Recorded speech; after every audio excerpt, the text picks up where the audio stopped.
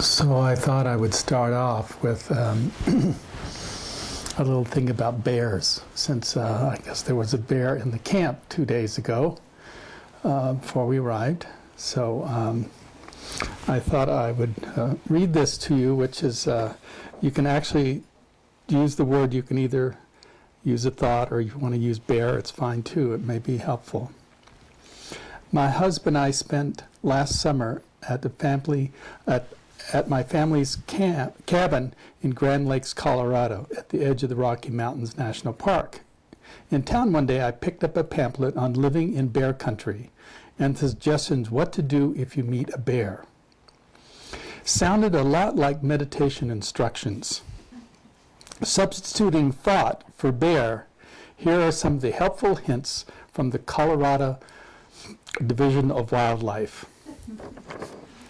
So the first part's a little.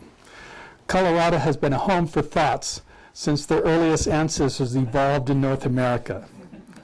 Today, increasing numbers of people routinely live and play in thought country. Learning about thoughts and being aware of their habits will help you fully appreciate the unique animal and the habitat in which they live. What do you do if you meet a thought? Okay, now we get into it. There are no definite rules about what to do if you meet a thought. Thought attacks are rare compared to the number of close encounters. However, if you do meet a thought before it has time to leave your area, here are some suggestions. Remember, every situation is different with respect to the thought, its activity, the terrain, and the person involved. So, 1, stay calm. If you see a thought and it hasn't seen you, calmly leave the area.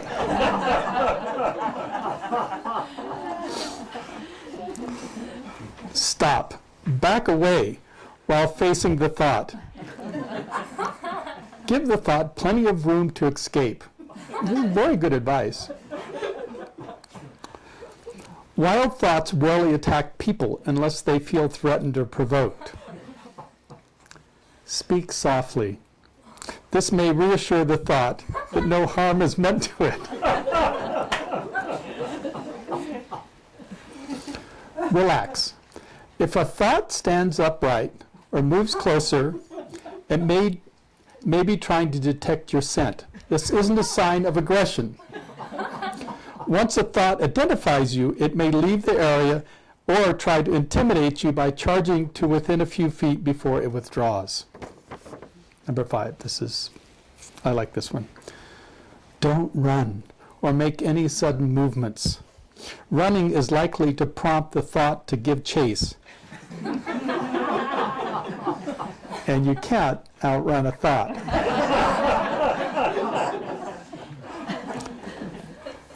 That's pretty much it, but it's kind of cute, So, first of all, congratulations. You survived. The first days are always so hard, it's... we refer to it as the swamp. I think you may understand this, because really it's a lot of, I don't care how rested you were coming in. It's sort of like a train wreck or a crash for the body and the mind. So it's, one of the things it wants to do is just shut off. So in a sense, it kind of goes into its own, hypnagogic states, which not too far from sleep. But that's okay. That's part of the process of arriving here, So don't take today as, some momentous good or bad. It's just the first day, okay? So I thought I would venture a little more here. It was so great looking at the sunset, and how beautiful this lake is, and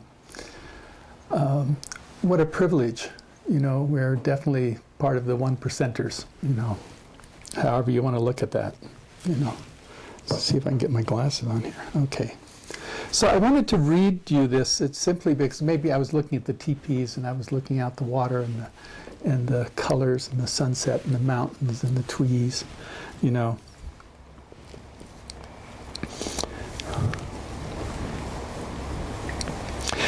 This is in the last chapter of Black Elk Speaks. In the last chapters of the amazing book, Nahart tells Black Elk's final hike up Harney Peak. The Sioux holy man had explained to Nahart that when death approaches, a Lakota could climb this mountain to see if the Great Father approved of his life. Rain would fall on those who had the Great Father's approval. As a young man, Black Elk had a vision that told him how to save his people and homeland from the soldiers and the settlers. All his years, he had worked to fulfill this vision and restored the sacred hoop of life. However, he felt that he had failed and that sacred hoop was broken. The day of his climb, Black Elk was an old man. He dressed in red long johns, moccasins, war paint, and feathered war headdress, and slowly, laboriously, he climbed to the summit. He was oblivious to the tourists who stared at him. Nahart teased him and said he should have picked a day with at least one cloud in the sky. But Black Elk rebuked him, saying that the rain would have nothing to do with the weather. At the top of the peak, not far from the tourists, the old man lay down under the blue sky. To his astonishment, Nahart watched as a few small clouds immediately formed over Black Elk, and a soft rain began to fall. Elk wept with relief. He felt that even though he had not succeeded in fulfilling his vision, the Great Spirit was signaling him that he had done his best. You know. So I read that because I think in many ways, you know, there's a very practical part of these teachings, you know, which is pretty well, these days, there's a lot of scientific evidence of how great, what we're doing is so great, okay? But there's also, in my mind, you know, I've spent kind of 50 years on the road here in all kinds of situations. And I actually believe in magic, you know? That there's something that, due to our intentions, just like Black Elk and the clouds that form, that it also happens for us, you know. And one of the beauties is this, you know, sometimes I think, oh, you sit here, and I sit here sometimes. I waste my time. I think about the most inane things. And I realize the world is so much bigger than for me to sit there and, you know, play with these kind of, kind of mundane, ludicrous thoughts, when actually what we're doing here is we're giving ourselves space, you know, and somehow to get off of our old, you know, habitual thought patterns that keep circling around us, you know. Because in the center of all of that is this, you know, unspeakable. And that unspeakable, you know, has probably in your life, you have touched it, you know. And sometimes it's not something about words, but it's something about having recognized that at some point in time that either you were forced, I'm sorry to say, or everything just stopped. And for a moment, you actually recognized something about the place that you live, this time that you're in, you know.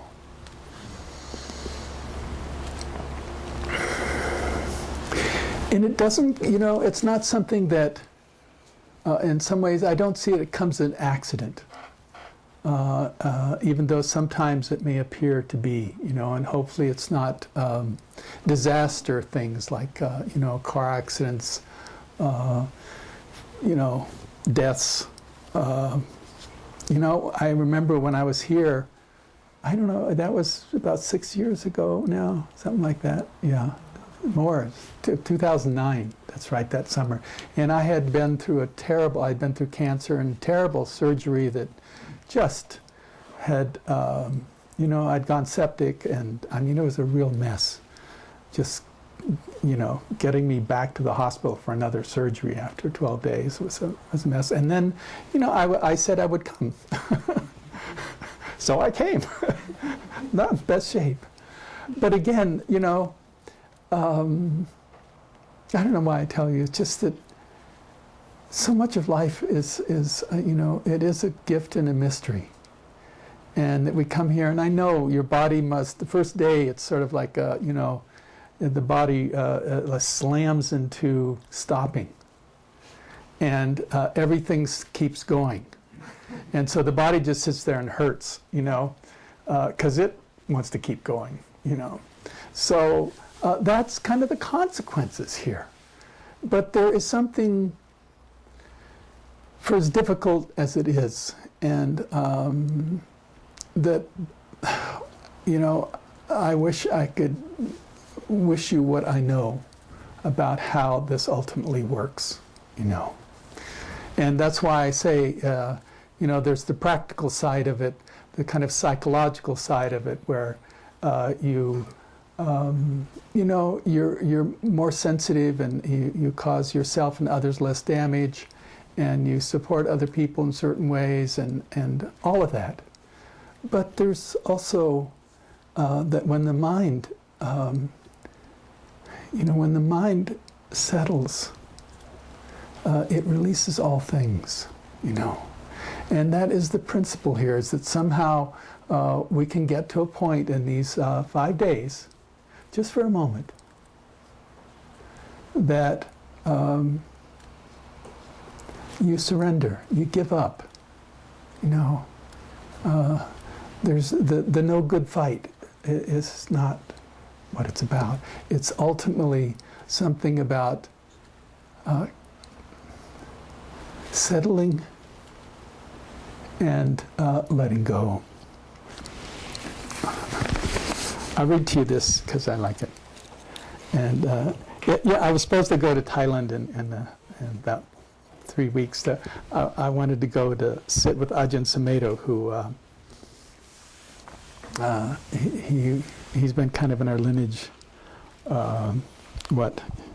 He's retired now, but he is a great master, and he's in Thailand. The rain retreats just ended, so he's going to teach a 10-day. But it happens to be the same time I'm teaching in Jackson Hole, and I already made a commitment to do that, just like I made a commitment to come here in 2009, sick or not, you know.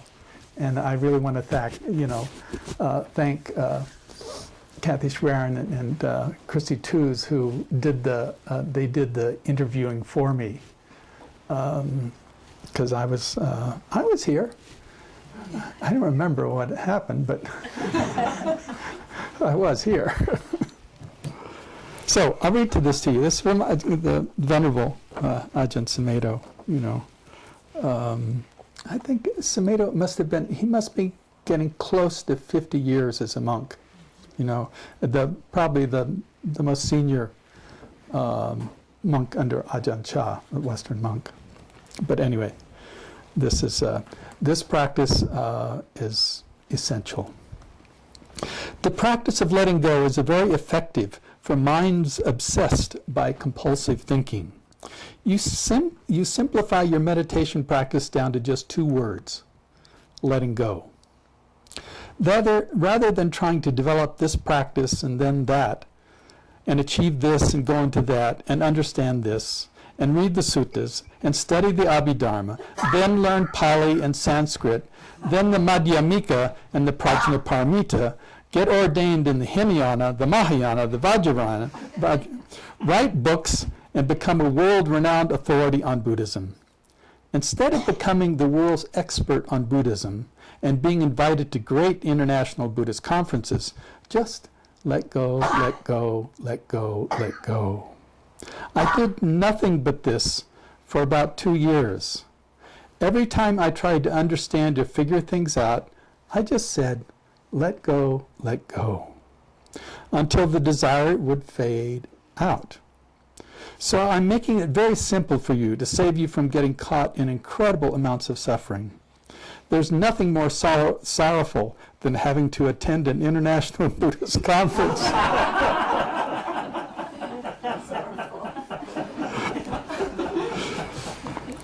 Some of you might have the desire to become the Buddha of the age, Maitreya, radiating love throughout the world.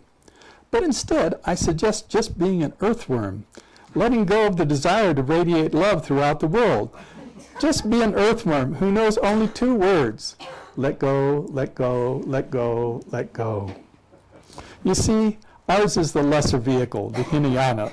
So we only have these simple, poverty-stricken practices. The important thing is in meditation practice is to be constant and resolute in your practice. Determined to be enlightened. This is not to be conceited or foolish, but resolute, even when the going gets rough. Remind yourself of the Buddha, the Dharma, and the Sangha, and stay with it. Let go of despair, let go of anguish, let go of pain, of doubt, of everything that arises and passes that we habitually cling to and identify with. Keep this letting go like a constant refrain in your mind, so it pops up on its own no matter where you are. Isn't that lovely? You know? So now you have the practice of, I really like this, not now, you know. And really, really being able to do that, and I love Ajahn Sumedho's let go. These are just so simple practices, you know. But we are so complex. You know, just in one day here, have you noticed how many stories went through? You know? Oh my goodness, you know?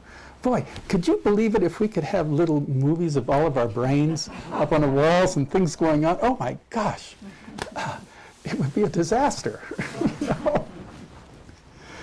But the truth is, you know, we come here and the fundamentals are pretty simple. I will say, you know, the Buddha put it pretty well, you know. In this fathom-long body is the origin of suffering and the end of suffering.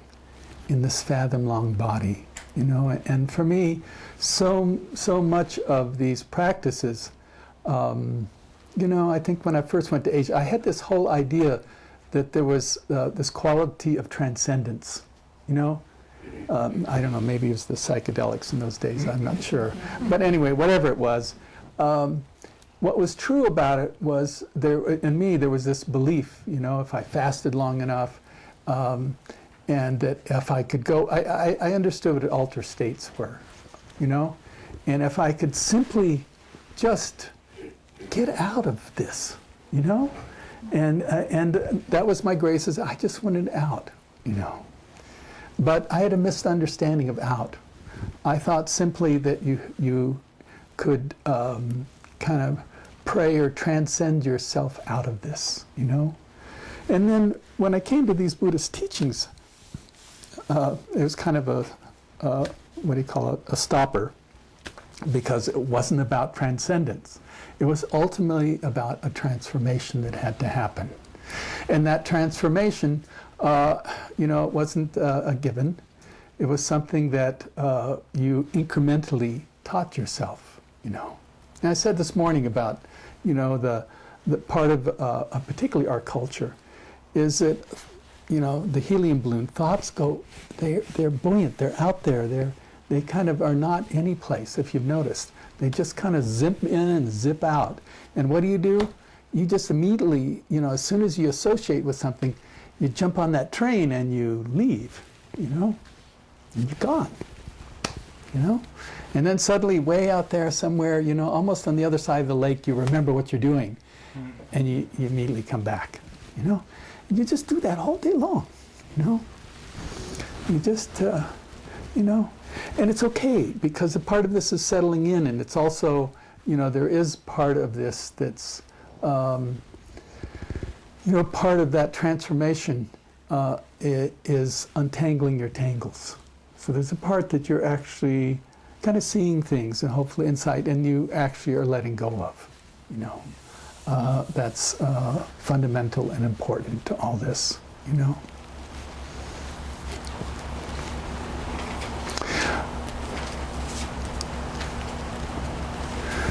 But I can't really express how important it is that, we have the walking where you really, it's really the practice of slowing down, staying in, and kind of the helium breathe, pulling that thing down, not getting caught in these,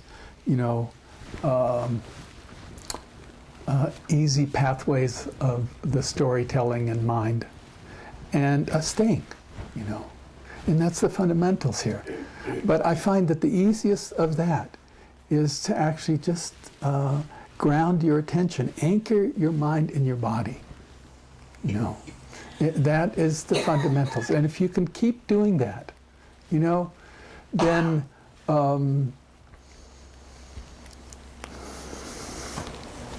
and keep letting go, and using not now, hold it. I'm trying to do this.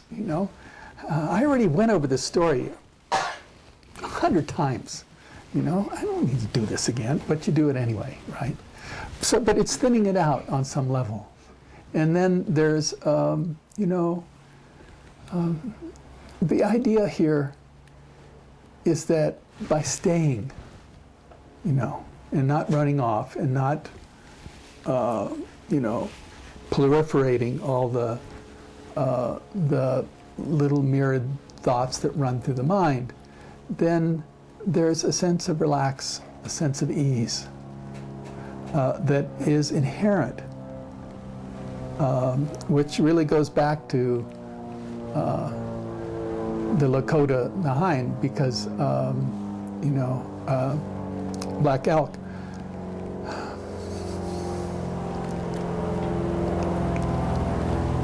If everything settles down, and I've come to believe this, the world will support you, Maybe not the way you thought it would, but it will support you. And there are these fundamentals in all this, which, I simply term as, if we can kind of sit there, stay in our bodies, not get lost, and the more we settle into it, then there's a self-organizing factor, And maybe that self-organizing factor, sometimes it brings a thing called insight. But even more than insight is that there's a collecting that happens. And that collecting, it's like, I like the word harmony. We become harmony with what is happening within us and around us. And when that harmony is there, there is, the potential for that transformation is, we're much closer to it. And it is kind of the language of mystery, or,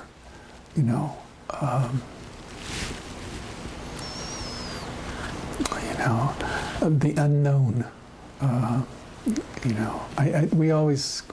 We want to know. It's one of our wonderful things about human beings, that we want to know. But this is really about the world of going beyond the known, And that it actually takes a discipline, it takes a repetition. Retreats are marvelous ways of kind of freeing the incessant,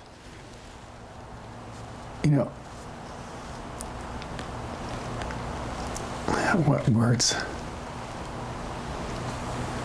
It's really the self-reinforcing itself, which is so much about the stories. And that's not going to do it, because the thing that does it is actually creating whether it's using let go or not now, or moments where that harmony in some sense begins to be recognized, you know? And in recognizing it, there's a feeling base. And the feeling base is, I don't need those stories. You know, I don't need that identification. You know, what I actually long for is something that doesn't involve that, you know, and something that is somewhat known to us, you know.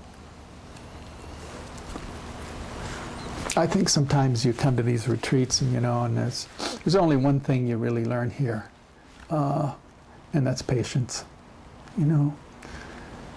You're not going to outthink yourself. You're not going to, you know, outsit yourself. You're not going to outwalk yourself. You know, you can only, in a sense, kind of get into kind of a flow that is not bringing up this constant, you know, a lot of it fixing things. No, that's me, you know. I'm trying to fix things, you know. I'm a guy, you know. So I'm trying to fix things, you know, the plumbing and all this stuff. And it's like, what am I doing? You know? Or, you know, we're great that way. We'll find something to latch onto. And even if it's not important, then we kind of want to make it important here, because wonder if we didn't do that. Nothing was happening. You know? Oh my God. You know? That would be radical. You know? Nothing would be happening. Oh my God. You know? So you invent. You know? It's always interesting. I had a teacher in Bodhgaya, the Venerable Antonio, and you know, he always had this thing about boredom. How boredom was so important in this practice, you know? And the thing is that, you know, and he would talk about it, and you realize, you know, really, it's painful, you know? It's like, oh my God, I want to get out of this, right? Why don't you give me some stimulus? No, I'll make some up. That'll do it. You know, I'll get a little lust over here, or I get a, you know, a new car, new house, new relations, something, you know? Something, do something, anything. You know? But it was interesting the way he kind of framed it was that it's interesting how we deal with children. I was thinking that with even my own kids. I remember, you know, it's like you didn't want them to suffer. So you would occupy them so they weren't bored, you know? And so in a way, this is what these big people do, you know? And they sit here and they go and say, no, no, no, no, and they start twiddling their thumbs, and, you know, they're trying to put their attention on the breath, but they don't know which breath it is anyway. And pretty soon, you know, this, the next thing they know, they have this feeling like, oh my God, I'm bored, you know? You know? and oh, it's painful, you know, uncomfortable, you know? But Venerable Antonio would say, no, no. You know, you're always looking out with boredom. And the practice is to turn the mind around on the body and heart, you know. And if you can do that, what's true, if you can stay, because boredom is first, it's like loneliness. You know, it comes and it goes. It's just a feeling, right? And yet it has a driving force behind it. But if we don't kind of fall for that driving force, then we actually can turn our attention to actually what it is that's being felt, you know. And he had a great explanation. He said that, you know, it was like we always want to look out to kind of fill that boredom because of the uncomfortable feeling. But if you stayed there, then you would notice that there was a trap door that you couldn't notice any other way. And that if you lifted that trap door, you would find that there was the peace and ease that was promised by the Buddha. That was pretty good, huh? You know? So don't get away with nothing here, you know.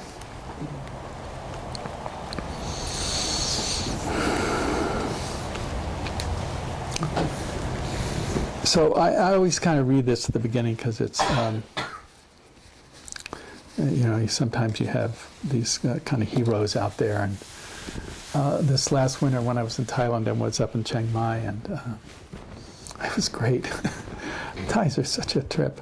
They had this incredible, I mean, it was so delicately built, this temple.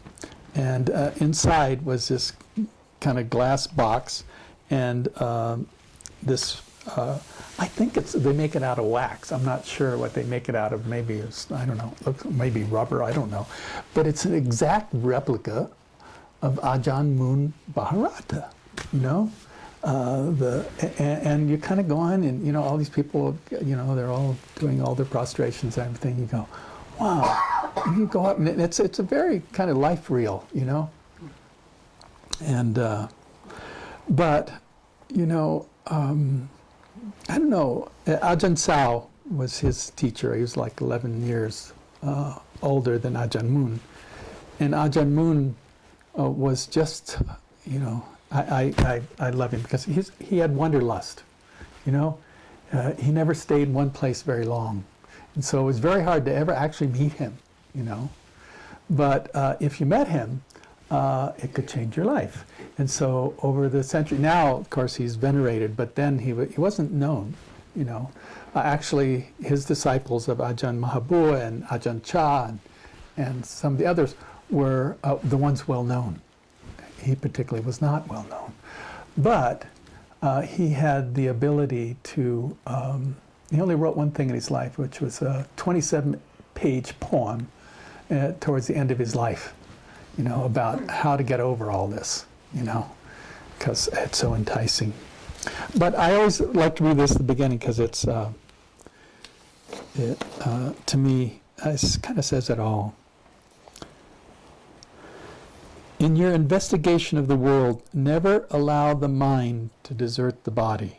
Okay? And then this is a transcendent being. This is not, you know, somebody who is, you know, he changed a lot of people that met him just in very, very short periods. So, never allow the mind to desert the body. Examine its nature. See the elements that comprise it. See the impermanence, the suffering, and the selflessness of the body while sitting, standing, walking, or lying down. When its true nature is seen fully and lucidly by the heart, the wonders of the world will become clear. In this way, the purity of the mind can shine forth, timeless and delivered. So, and I guess if he says it, I'll go for it, you know?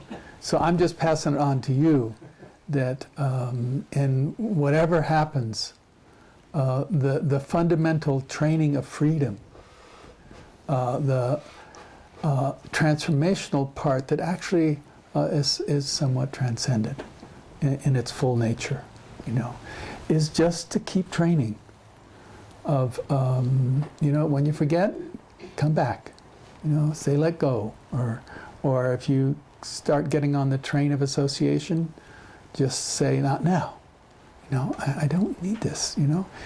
You're gonna have a long time, I hope. You're going to have a long time. This thing's going to end, and you're going to go off, and you're going to think all sorts of things and imagine all kinds of things and probably do all kinds of things. But here, what I'm interested in is you stay. You know, you stay in your body. You get off all your stuff and allow that mind, heart, body to be your teacher. It knows what to do if you will just get off of it. You know, it knows exactly what to do. You know. But we're still in getting off it, right? You know. Still having to deal with the stuff, you know. And we're just in the process of really kind of collecting ourselves, so don't be too hard on yourself. But my job I have a very specific job, and that's to convince you to get over it, you know? Get over yourself, you know? It just causes you more problem, you know? And if you get over yourself, then, you know, the world's exactly the way it is, you know? It's just like this, you know? And that's another one of Audubon Samato's lines. It's just like this, you know? That's all it is, just like this, you know? But never think that, you know, we have this, all this kind of, I don't know, the dynamics of kind of mindfulness as a, you know, as a healing tool, but it's also a transcendence tool, and that's where I come in. I know it, you know.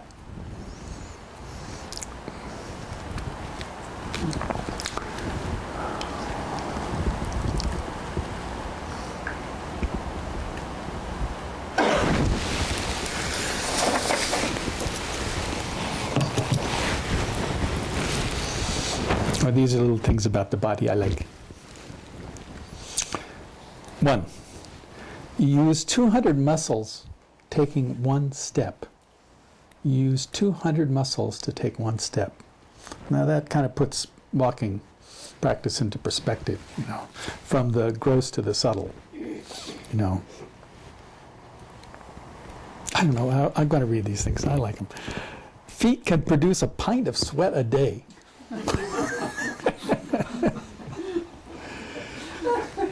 Okay, then we talk about, oh, this is kind of, this body's kind of magic, okay? Babies are born with 300 bones. Adults have 206. Now figure that one out. You know.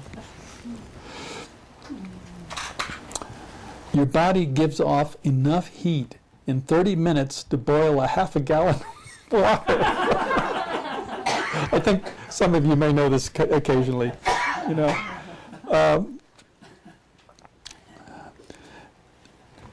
Nerve impulses traveling to and from the brain travel at 170 miles per hour. That's pretty cool, you know? You're electrified. The brain uses the same amount of power as a 10-watt light bulb. I think this stuff's cool. This is my favorite one. I saved the last for these. A human brain cell can hold 5 times as much information as a Wikipedia. 5 times, you know. So what's this, you know, and I say that because this is where we go beyond science, you know, in the sense that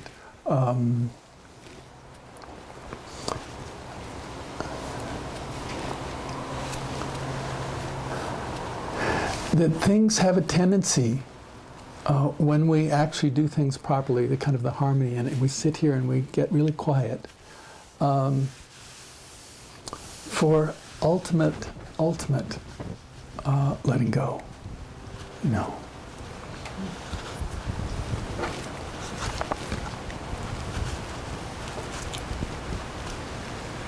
And then the universe is no longer kind of a constructed thing that we somehow believe we have all this sometimes power or control of. That it's much different than that, you know. It's like in this room right now, you know, that you are an individual with a certain mind, and but there are also 35 people in this room with all certain minds, you know. And each person actually influences the other. So that's why when we come together like this, it's a specific power or force that is created in the collective. And so every time you go, not now, or you let go of a thought, or you just come back to your body, it's actually helping the whole community in this process, letting go. And sometimes I know, there's sometimes that we get caught and there's a lot of suffering. But ultimately, each of us is influence the other as a collective, you know. So what do you think of that? You know? So just by you letting go of something helps someone else. I like that, you know? It's kind of the bodhisattva ideals of meditation practice, you know? So I think, I don't really have more than I could say a lot more, no. I got a few times to speak, so.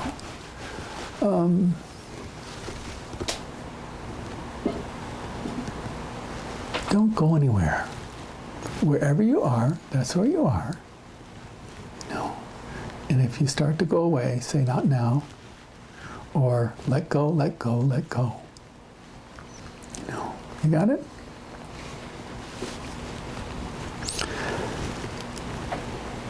I can't make it simpler than that. You know. So, let's just sit for a moment.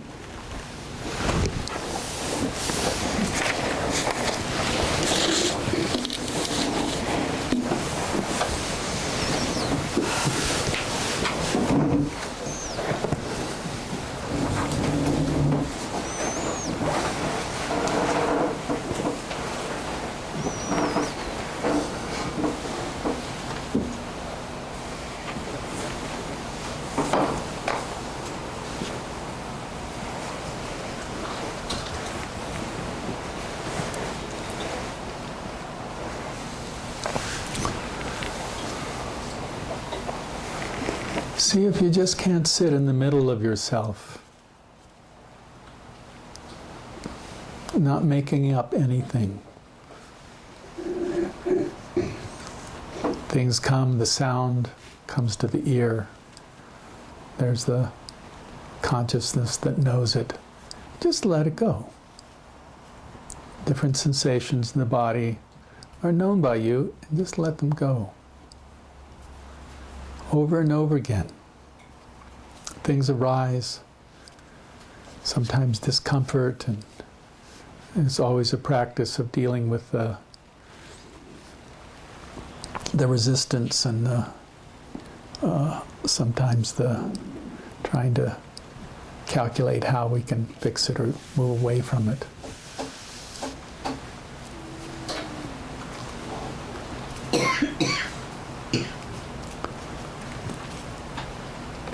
But you're really given this chance just to kind of not struggle with any of it, but just, in a sense, sometimes in my own mind, I just bow. I bow to different thoughts that come through, different feelings, different sensations.